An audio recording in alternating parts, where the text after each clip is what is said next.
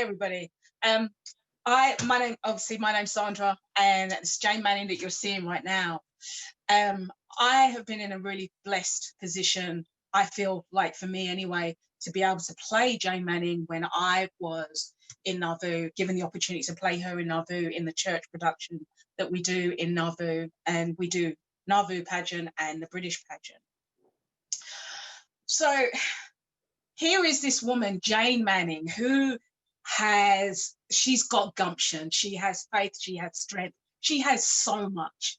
And when I first heard about her, I didn't identify with her. But this is her story alongside my story at the same time. Jane Manning was born in Wilton, Connecticut. Now, Connecticut was a place that was very, very forward thinking. They already had got rid of slavery. In 1784, you could not be a slave owner. But they had stopped it. It wasn't official until 1848, but in Connecticut, it was something that wasn't happening. So Jane was born into a family where she was not a slave. When she was 6 years old, she was sent to the Finch family to be a servant by her mother. She went and she was a companion for their child who grew up and then got married. Between the ages of 14 and 18, Jane had a child. Jane had a mixed race child. The father was white. Jane never said who the father was. There is an alluring to how it happened, but she never said it. And she never talked about it, even in her memoirs, apart from alluring to who it possibly could be. But that's about you reading about Jane. I myself also am the mother of a mixed race child. And I was a young mum, and I do know the dad, though. I'm just putting that out. Jane met the missionaries at a point in her life when she was looking for something else. And one of the things that she says is that my heart, or as she puts it, when I'm doing the play, and I do it in American accent, so if I have trashed this accent, I apologize, but I haven't been practicing as much as I would. And she would say, my heart desired something more.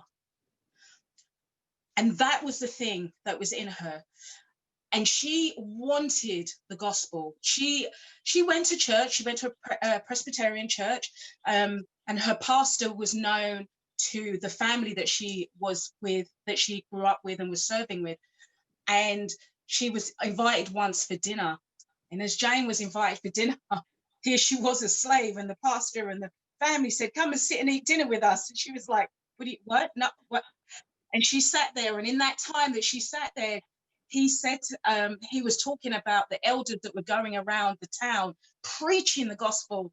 And she wanted to hear this. And he said to her and to the whole family, they are wicked people. Do not have anything to do with them. That Sunday, she went. She completely ignored what they had to say. She went and she heard the elder. Again, Jane says, the Spirit bore witness to me that the gospel in which he spoke of was indeed true. And she knew it. A year later, she became a member of the Church of Jesus Christ of Latter-day Saints.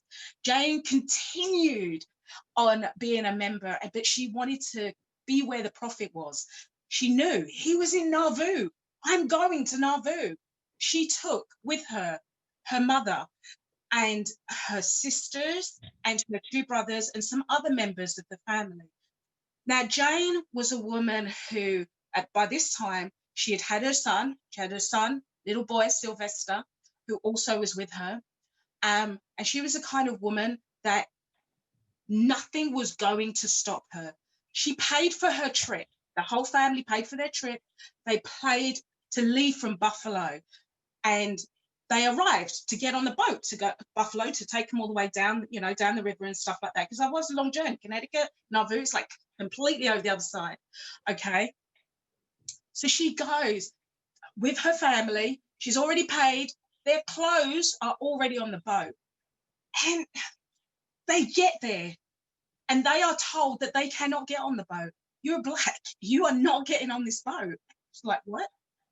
And so she turns around and she said to her family, with the clothes on my back and the shoes on my feet. We will walk. And she chose, her and her family, they had a prayer and they chose to walk to Nauvoo, 800 miles. Now, some of us will walk 2-3 miles and we're moaning, you know. She walked 800. Only with the things that she had. They refused to give them back their money. They refused to give them the clothes that they had boarded onto the ship as well. So only with the clothing that they had on there and then in the street and the shoes on her feet did they make this journey. One of the things I love about Jane is the fact that she had such strong faith. Now, like any of us, when we are faced with trials, there are issues that we come across and they're walking and they're hungry and there are so many things. And at one point in this journey, then there were many things that she actually suffered. But there was one point in this journey, and she's with her mother as well. And her mum would have been maybe roughly in her 40s, 50s. And their feet by this point were bleeding. Their shoes are worn out and their feet are bleeding. And people are murmuring. So what do? You stop. And she stopped and she prayed. They prayed as a family, you know, and we are constantly told if you pray as a family, the family that prays together is a family that stays together. And they prayed together as a family and they prayed, and God, he healed their feet, and they went on their way singing hymns and thanking God for blessing them as he did. And so they carried on. Another issue that Jane faced. Now, Jane, again, as I said earlier, she was not a slave. So she had no idea of any of the things that were going on when it comes to slavery. It's not like how we have a mobile phone now.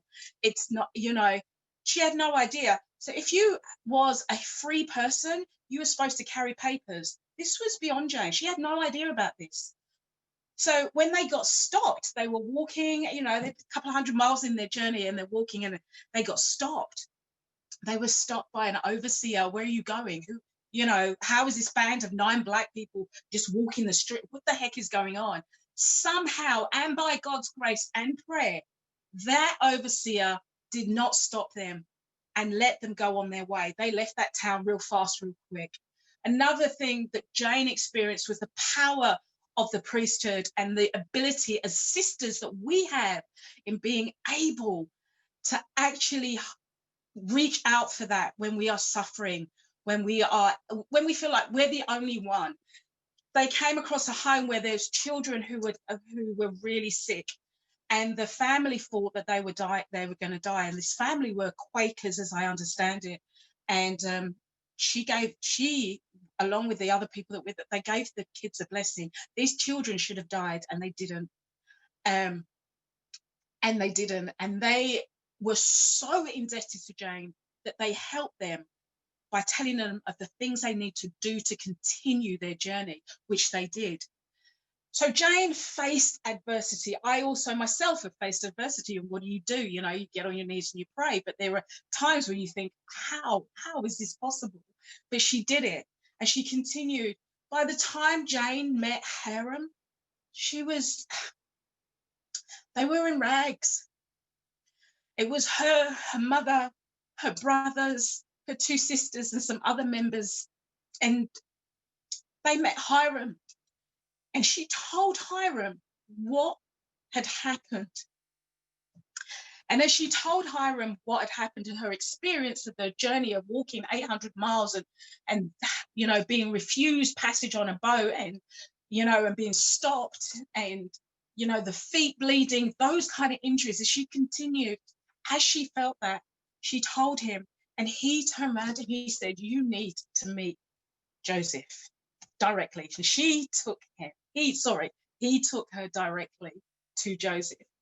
Now, at this moment, as I understand it, Joseph was going through a time in his own life where he was struggling with saints that were around him in Nauvoo who were starting to murmur because their faith was waning. And it's like, what do we do? How do we achieve it? You know, they were going through some serious persecution. So when his brother Hiram comes up to Joseph and says, hear her story, it was exactly the blessing that Joseph needed in that moment, to hear the faith and the strength of somebody who had faced adversity on so many levels to the point of their life. Heavenly Father absolutely brought her where she needed to be. So in that time, Jane lived with Joseph Smith. Joseph said, like, come, live with me. And she came and she lived with him. The whole family. So you got like 9 people who have moved into the house that Joseph is at in Nauvoo. And they all got jobs, and, you know, they found their own way and stuff and places, and they found their own homes. But Jane was the only one left.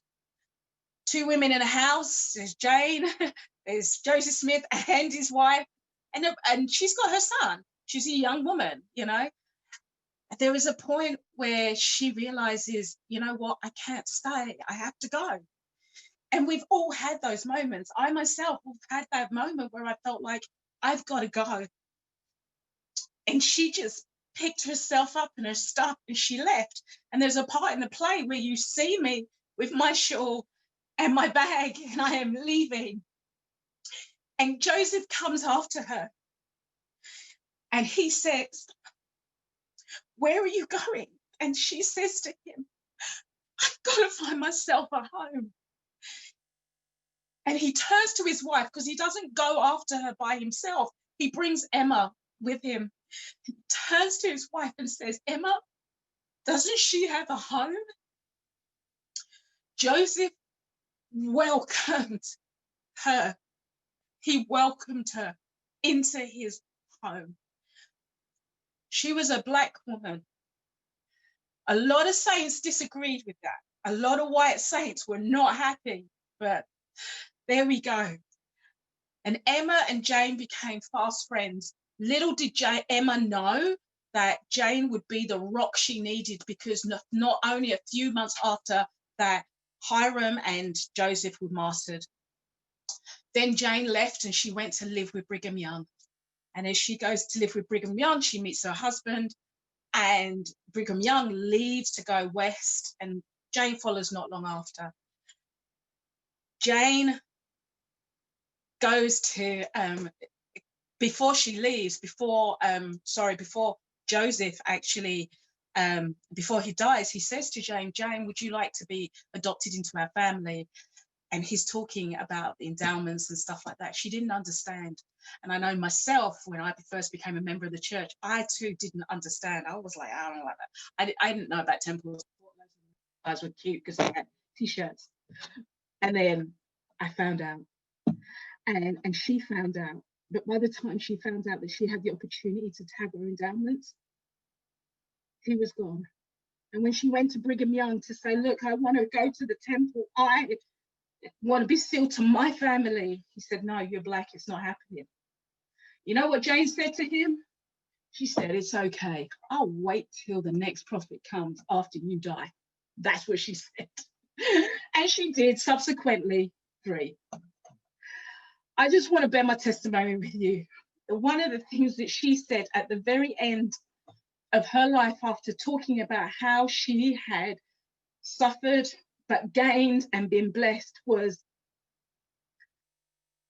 I know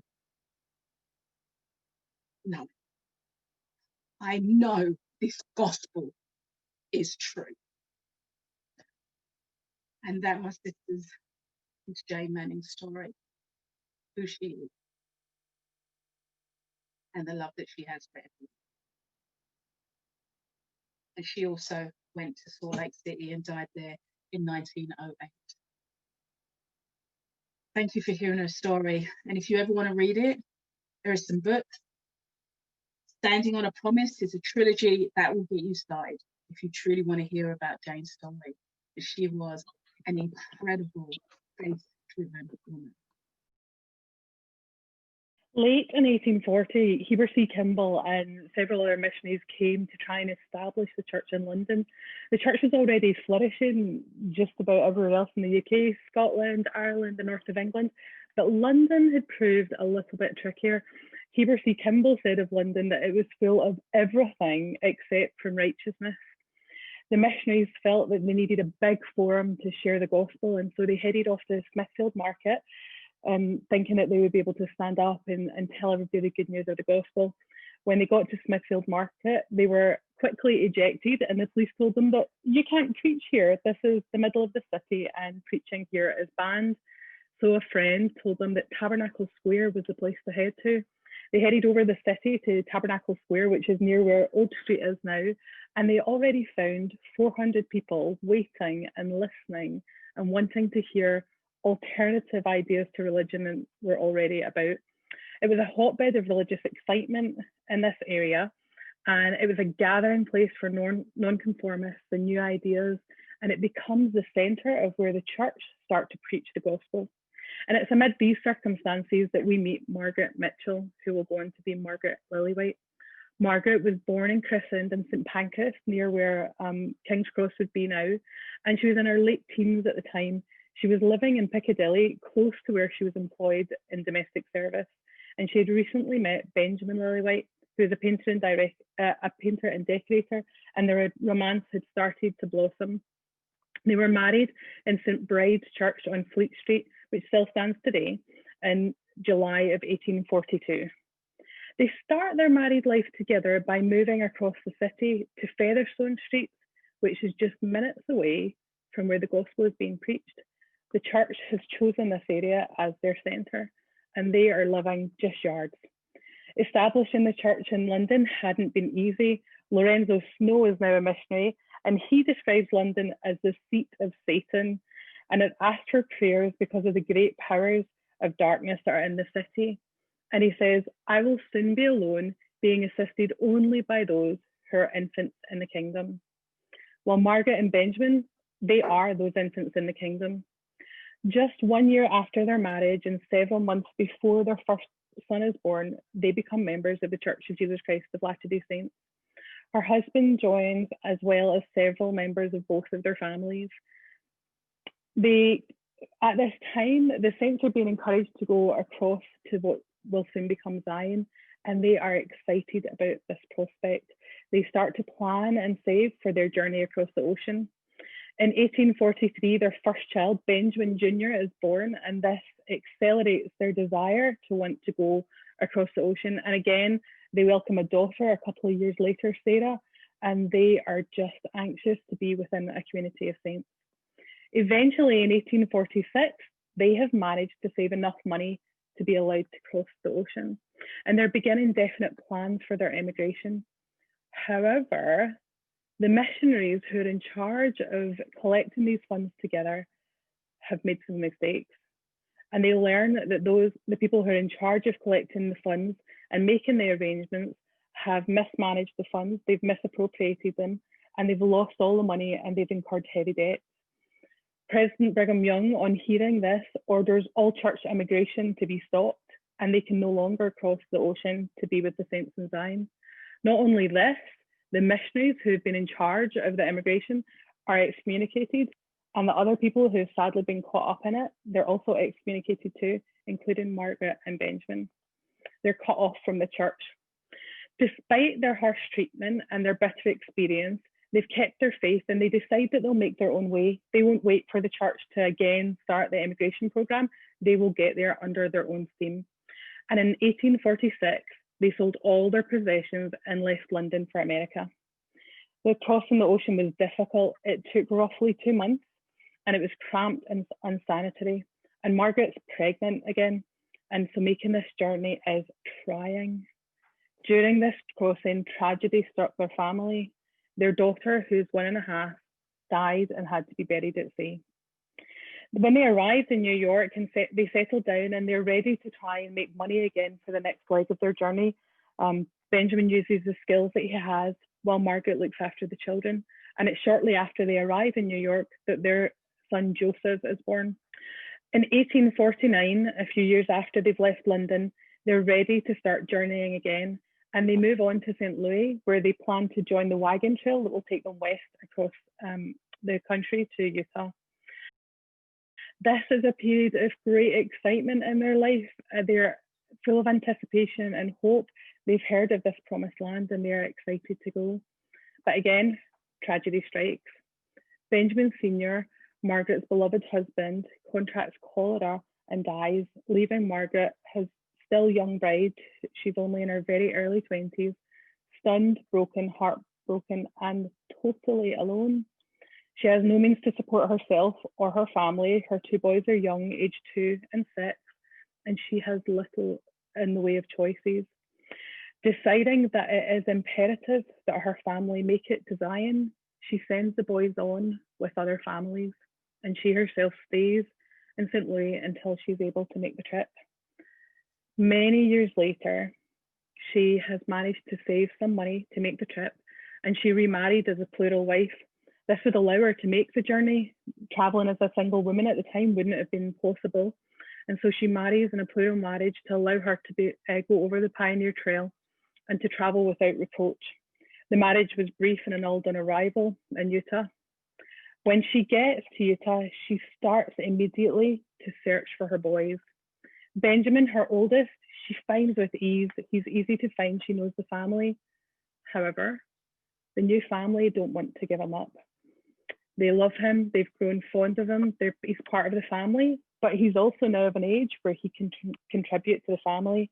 The Saints are in dire circumstances, albeit that it's the promised land. They're starving. Their crops have failed, and Benjamin is valuable to the family, and they will not allow him to leave. They've given him protection and care during the many years that his mother's been away, and they want to keep him with the family. So Margaret, not having any means to repay them, leaves Benjamin with that family. She then carries on to try and search for her younger son, Joseph, who's more difficult to find. But when they are eventually reunited, Joseph is permitted to come and live with his mother. The Saints are struggling. Things are difficult, but they're trying and they're moving on, and Margaret is trying to be faithful. Not long after she has this happy reunion with her son Joseph, she gets marvelous news. There's word from England that there's a large inheritance that is due for her, and she is asked to come back to England to be able to claim this inheritance. She is living in poverty in Utah and has to borrow money to do so, but she's able to borrow enough money for her and Joseph to make the exciting but arduous journey back to England to claim this inheritance, which may change their life.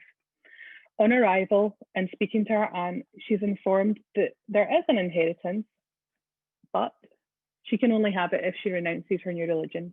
If she's willing to give up her way of life back in Utah, if she's willing to say that it's not something that's important to her, and if she's willing to come back home.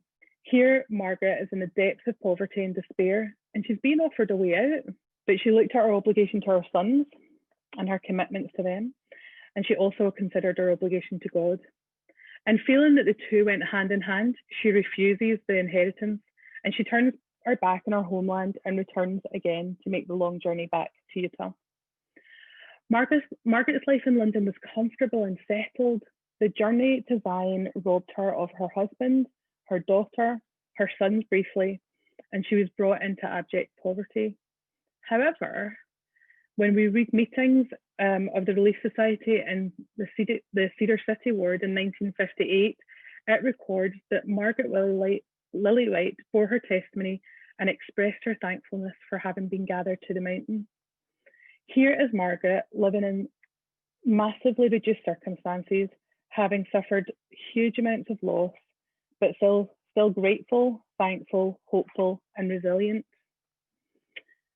Some of you might be questioning why I chose to highlight a woman who had quiet struggles of faith and is so totally unknown to most people. You won't read much of her history other than in personal records and in family records that have been passed down, and in very, very few church records. But as I pondered who I wanted to highlight and who I felt had left a legacy that should be shared, a quote continued to come back to my mind, and it's from George Eliot in Middlemarch. And they said, "The growing good of the world is partly dependent on unhistoric acts, and things are not so ill with you and me as they might have been, is half owing to the number who lived faithfully, a hidden life, and rest in unvisited tombs." Margaret was a hidden life, which has touched hundreds of progenitors, and they in turn have ranged throughout the world doing good and have established the church in several areas. My family is one of them. Margaret Lillywhite is my children's 8th great-grandmother, And without her making the brave decision to leave her family, to change her life so wholly, to have been able to see a bigger picture and to see that her struggles and her hardships were small in comparison to the potential blessings, we wouldn't have the rich life that we did today. I was privileged this week to be able to attend the funeral of a dear friend who died early, leaving children behind. And her life was one of these lives as well, one of these quiet lives that don't necessarily seem to matter. They don't scream and shout, but that they change the world just by being good, just by being the person who will help you with a driving license application, just by being the person who will faithfully live, just by person to be a good example. Ours is a changing world, and it needs good women to change it. We don't get to choose whether to leave a legacy or not, much like we don't choose the circumstances of our life to a large part, but we do choose which kind of legacy we live, that we leave. The sometimes quiet legacy of faithfulness, charity, love, inclusion, understanding, and resilience will stand as our witness of the Saviour for decades to come. The growing good of our world will depend on our unhistoric acts, just as the world depended and was changed by Margaret. Thank you. I'm really excited to be talking to you about Chieko Okazaki. She's a major inspiration to me. You know how in Catholicism, when you have your communion and you get to pick a patron saint who like represents you, I feel like if we did that in Mormonism, Chieko would be my patron saint. I don't know whether that's appropriate to say, but I really love her. So she was born in Hawaii. She was a Japanese, her parents are Japanese, but they lived in Hawaii. And she was, professionally, she was an educator. She was like an elementary school teacher. She taught in Hawaii, in Utah, in Colorado. She was later an elementary school principal. She converted to the church in her teenage years. And I feel like a lot of her power to me is that she wasn't afraid to call out some really like questionable practices in church culture, or to shed light on like really difficult topics. She's very, very eloquent. So I feel there are a lot of quotes that she said that I want to read to you, but I'm going to try to do it in a way where you don't feel like you could have spent your time better just listening to her conference talks and calling that good. So she was called to be the first counselor to Elaine Jack in the Relief Society General Presidency. She served from 1990 to 1997. And prior to that, she was called on the General Primary Board and the General Young Women's Board as well. So she was the first woman to serve on all three women's auxiliaries at a general level. She was also the first non-Caucasian to serve at any general level in the church, man or woman, which is pretty impressive. While she was the first counselor, she became one of the first general authorities to speak on the topic of sexual abuse. I think she was the first to talk about it over a general pulpit. If not, she was definitely one of the first. But she never shied away from discussing these really difficult, controversial topics in church culture, like balancing work life and family life, or marrying outside of the temple, or mental health, addiction, all of these things, coping with racism like she had. So she and her husband, Ed, moved to Utah from Hawaii in 1950. She came on like a teacher exchange program. And she said of that time, she said, "When I first came to Utah in 1950, I noticed that most people didn't know that there was more than the white race," which growing up in Utah is sadly still true a lot of the time. She said, "People didn't know how to take me, not my education status, but more who I was. I looked different, I acted different, and they wondered whether I could possibly be like them and whether I could appropriately teach their children, being Japanese." So on that first day of school, she showed up, and I love her for kind of leaning into being really different. She said she showed up, she sewed herself this beautiful fuchsia dress, this like outlandish dress that looked great with her jet black hair. And she, of course, being Hawaiian, wore a flower in her hair. And this kind of shocked these like really upright, proper people in Utah that she were teaching.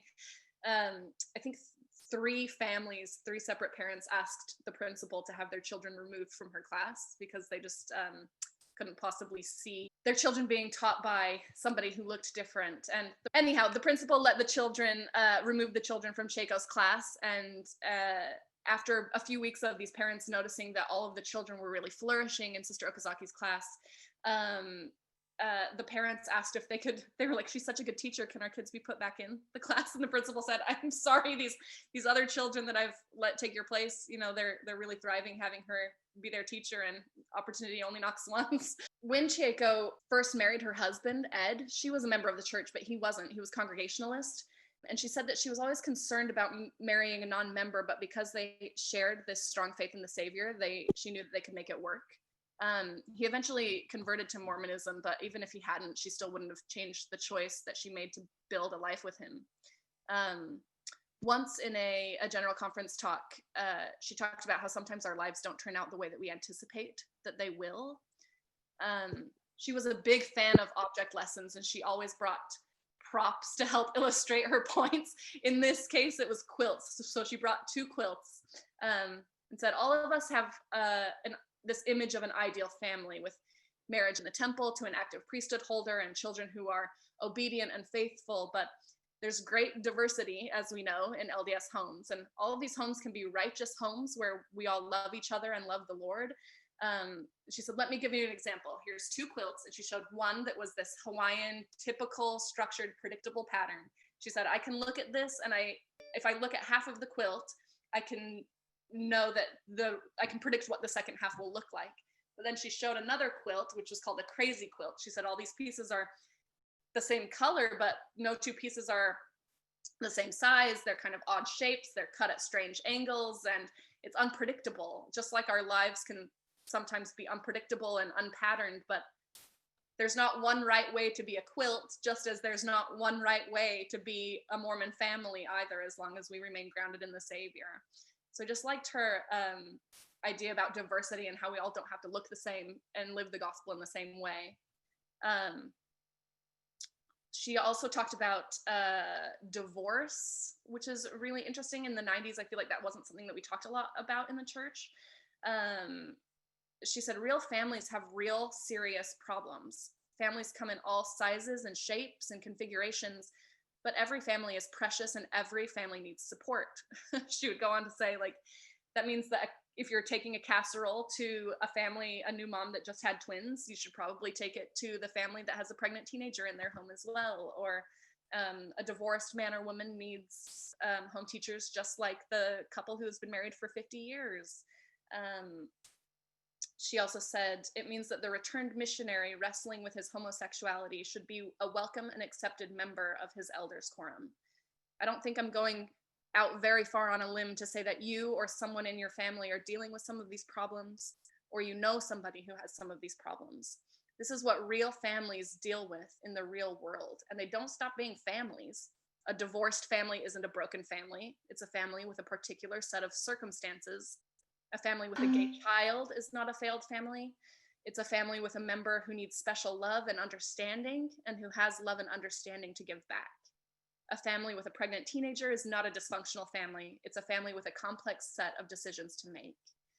And I just loved this approach that she had about empathy and learning to love and relate with others, regardless of what we have in common or what our differences are.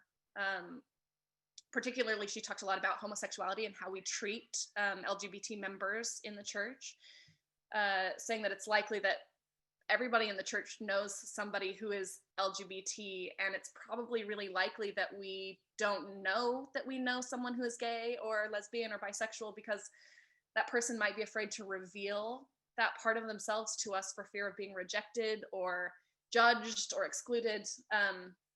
And in regards to this, she always said, let me find it. She said, quote, "Nothing has suspended the commandment of Jesus to love one another and to bear one another's burdens," which I think is quite a blunt way of saying, like, I don't care if your neighbor is gay, we covenant to love our neighbor. That's like a really major thing. I really love her for being so blunt about saying nothing suspends the commandment to love one another. She also gave another really great conference talk, complete with the object lesson called Baskets and Bottles. She gave this in 1996, and it was the time when membership outside of the United States had just surpassed the number of membership inside of the United States. So we were becoming a really diverse international church. And she said this, she said, doctrines of the gospel are indispensable, but the cultural packaging around it is optional. She took a mason jar, a jar of peaches, and said, this is a bottle of Utah peaches prepared by a Utah homemaker to feed her family in a snowy season. And where I'm from, Hawaiian homemakers don't bottle their fruit. And she takes out a giant basket of fruit and puts it on the pulpit. She says, we pick enough fruit for a few days and store it in baskets like this for our families. This basket had mangoes and bananas and a pineapple, all of these things. She bought them in Salt Lake, obviously, because that's where she lived at the time. But she said these might have been picked by a Polynesian homemaker to feed family in a climate where fruit ripens all year round. The basket and the bottle are different containers, but the content is the same. Fruit for a family. Is the bottle right and the basket wrong? No, they are both right. They are containers appropriate to the culture and the needs of the people. And they are both appropriate for the content they carry, which is the fruit. This demonstration about being able to live gospel doctrines in different ways appropriate to our culture, I think, is very much alive in the spirit of the Hyde Park stake in our Relief Society, where I think we have women from, over 130 different nationalities, where we all come together and worship Christ and commune with each other. It doesn't matter how we live the gospel. The point is that we're all living the gospel together. And I think that's really beautiful. Another kind of controversial topic that she touched on was gender equality, gender roles in the church. She would talk about her marriage quite frequently as walking. She and her husband to feet. And she said, in order to go anywhere, we need to each take turns being in front of the other. And I thought that was a really beautiful analogy about equality and partnership in marriage. She would also talk about, because gender roles were something that was important to her, she talked about secular education for women a lot. And there's this general conference talk where she brings out another amazing object lesson. She brought 2 giant oars, like rowing oars, to row a boat. And one of them said one of them said study, and one of them said faith. And she referenced that scripture in D&C, I think it's chapter 88, that says, seek diligently, even by study and also by faith. And she said this in her talk. She said, to me, the terms learning by study and learning by faith says that true knowledge and self-reliance comes from both efforts. We need to cultivate both of them. What happens if you try to paddle a boat using only one oar? You go around in circles. It's the same thing with trying to make study replace faith, or trying to exercise faith without study. We can often find ourselves going around in circles. And I think that the Holy Ghost cannot give us some answers until we're actively seeking knowledge. She also talks about boundaries and the importance of learning to say no, that Mormon women don't necessarily know how to have clear boundaries for themselves, and that saying no is something that we struggle with. She told a story about a time when she was making this chocolate cake for a Relief Society activity, and she was working on it at midnight because she had spent all day working and rushing around with her boys and doing the homework and the soccer practices and all of these things. And she looked at herself and said, this is crazy. Why am I doing this? And she said that revelation gave her enough knowledge to know that next time in a similar situation, she could say, I'm sorry, I just can't help right now. I'd like to another time when I have more time. And I think that's a beautiful example of saying, we're all doing our best. Who we are is enough. God loves us now, and what we're doing is acceptable to him. So as you can see, she was just a major powerhouse about addressing these really hot button topics in church culture, and she is quite ahead of her time, being in the mid-90s. She has a really beautiful quote about the atonement and how it relates to women's issues, particularly in her book, Lighten Up. And I don't have the time to read it to you now, but it's something that has really changed the way that I view the atonement. And I really recommend doing a little further research on Sister Okazaki. She was just a major powerhouse of strength and empathy. And she's got loads of general conference talks on the church website as well that you can look at to learn more about her. So thank you for letting me share some of her with you today. Hi all, thanks Kenya for that awesome introduction. Yeah, Sister Sitati, it's Gladys Nanyoni Nasioma Sitati. I think I'm doing the name justice. It's funny, I was just watching the B1 conference again this week. It happened a couple of years ago. I encourage you guys to watch it. And I realized Gladys Knight, Gladys Sitati, and I'm like, are we slowly cornering the market on famous Gladyses? Okay, cool. So Gladys Sitati, she was born in 1952 in a little village called Kwele in Kenya. And her dad was a math and English teacher and saw that she was very readily willing to learn and could regurgitate what she's learning and would be a really great teacher. And so he pushed her and he encouraged her to go to college, which I thought was a really interesting thing for someone in her time. And for a woman in Kenya at that age. Anyway, she continued on to college, and that is where she met Elder Joseph Sitati, who is an elder in the first Quorum of the 70. I don't know if you guys know him. He's the first Black member of the Quorum of the 70, and I think it's really awesome. And I like love his family, and I love the representation. So that's also why I chose her. They met in 1976. They got married in 1976 after completing their bachelor's degree. And they were the first couple to get sealed in a temple in Johannesburg in South Africa, which I thought was really cool. Again, blazing the trail of Africans across the world. So they met a member couple in South Africa, and it's interesting how those things go.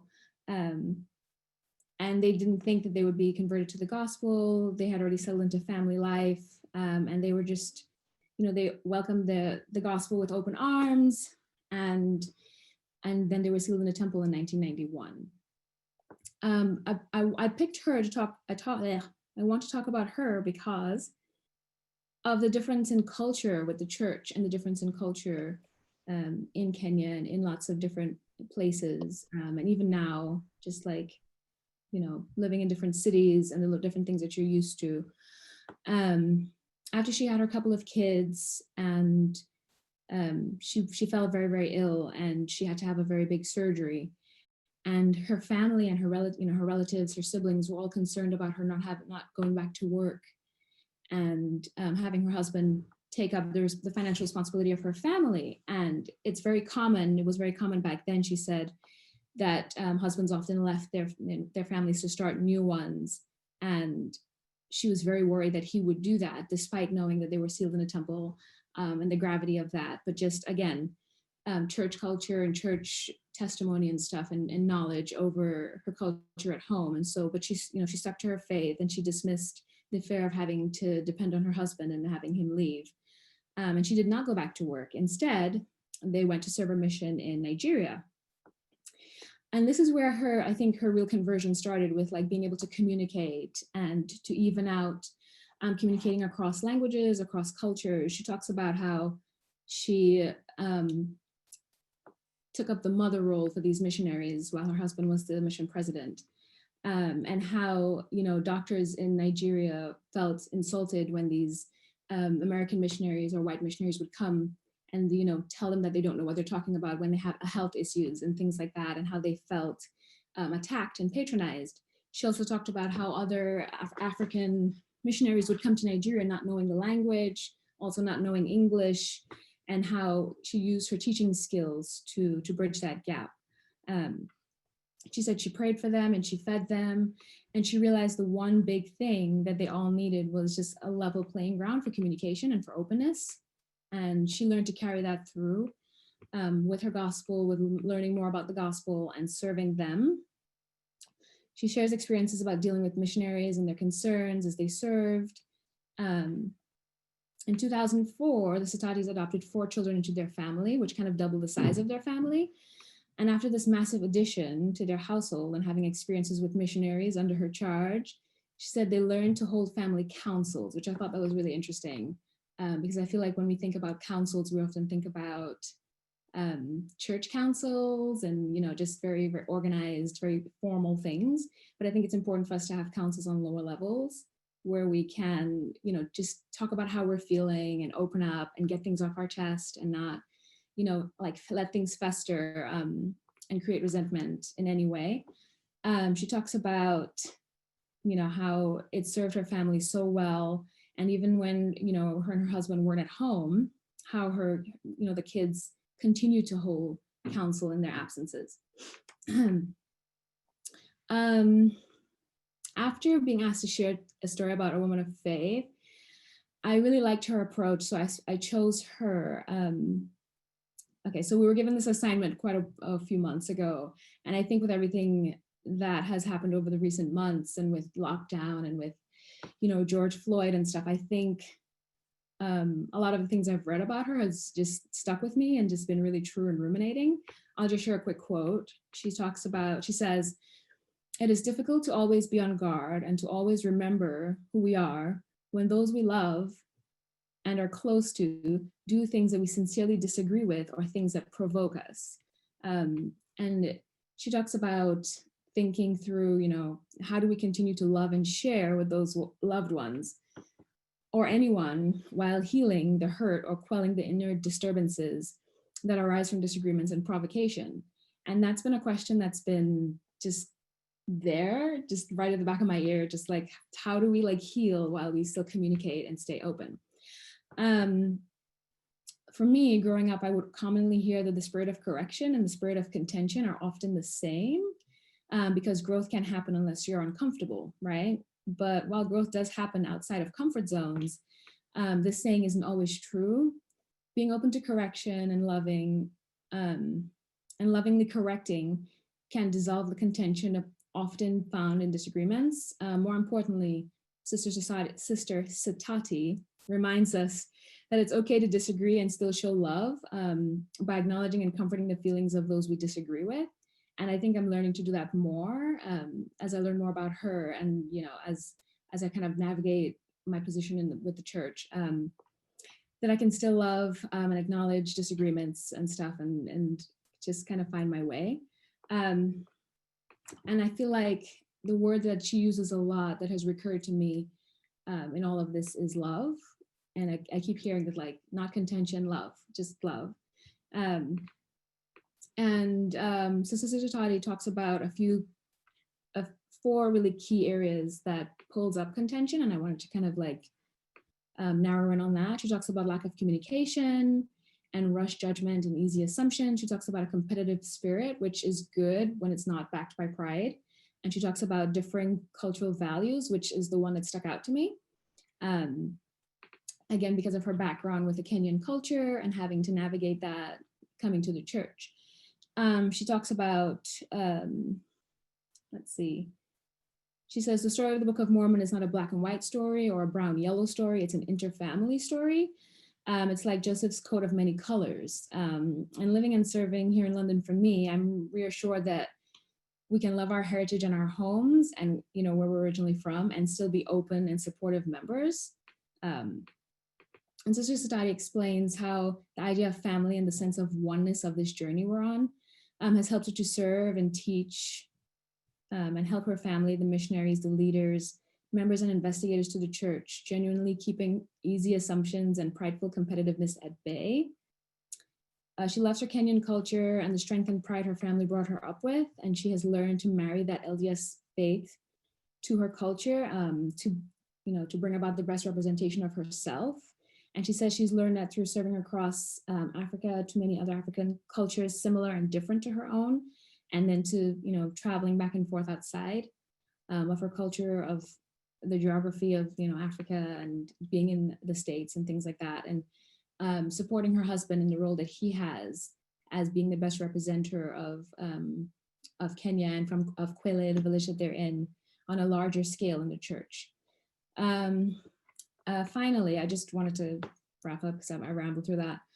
Sister Sitati's words reminded me of President Monson's words, which I often think about. Lately, it says, we cannot truly love God if we do not love our fellow travelers on this mortal journey. And it kind of ties back into Sister Sitati's talk about the oneness that we all have, and this family and this journey that we're all going through, and how we can all be different colors on Joseph's coat, but we can all be faithful as Joseph was.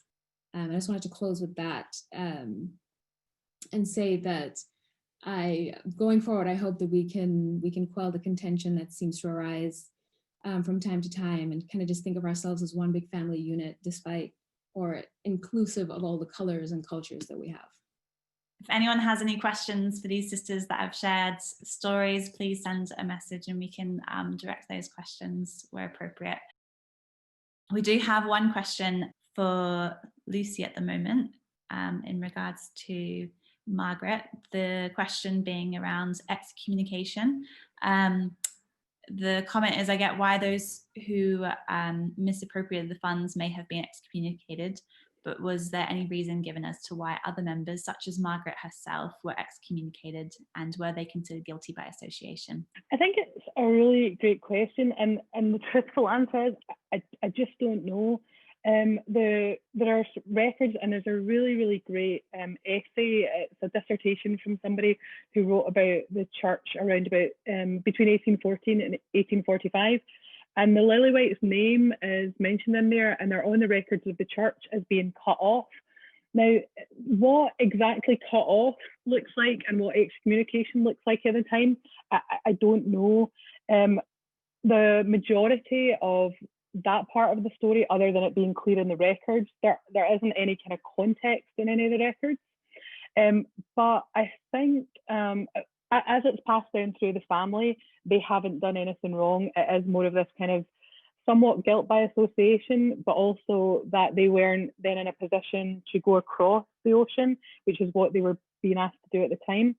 I think the really key thing to remember about it is that the church is so young that you have leaders in America who are trying to keep things together. You have people across the ocean in different countries trying to keep things together. You have, kind of like Lorenzo Snow says, you've got these infants who are trying to push forward the church without really any idea of necessarily the rules and regulations that surround the organization. And the organization is changing. So I think when we think of excommunication, we think, oh my goodness, that's awful. And we know that that's just been made a change recently. We don't even call it excommunication anymore because it is awful. But at that time, I think it was probably in a slightly different context. And yeah, probably guilty by association, but kind of looking at it a bit kindly on the time that it's in and just the effort of the leaders to keep the church going and to keep integrity of the organisation, to keep integrity of the gospel and of the message. The dissertation that I read is really long, it's like 200 pages, but it's got some really interesting information in the church and the branches and the people who were there and the people who did cross over to make the journey to Utah. And I'll send a link to the Relief Society who can send that out. Thank you so much. There was just also a comment about Jane Manning James in terms of other resources. There's a movie currently on Amazon Prime called Jane and Emma that was recommended. So feel free to go check that out. I think that's all the questions we have at the moment. Thank you so much for joining. I'm so grateful for our storytellers for sharing the stories of those sisters in our faith who have paved the way for us and obviously had a lot of challenges and trials faced before them, but was able to tackle those with such faith and courage and bravery. And I hope that we can all take something from those stories and from their examples go forward and also be brave in our faith as well. So thank you so much for everyone participating.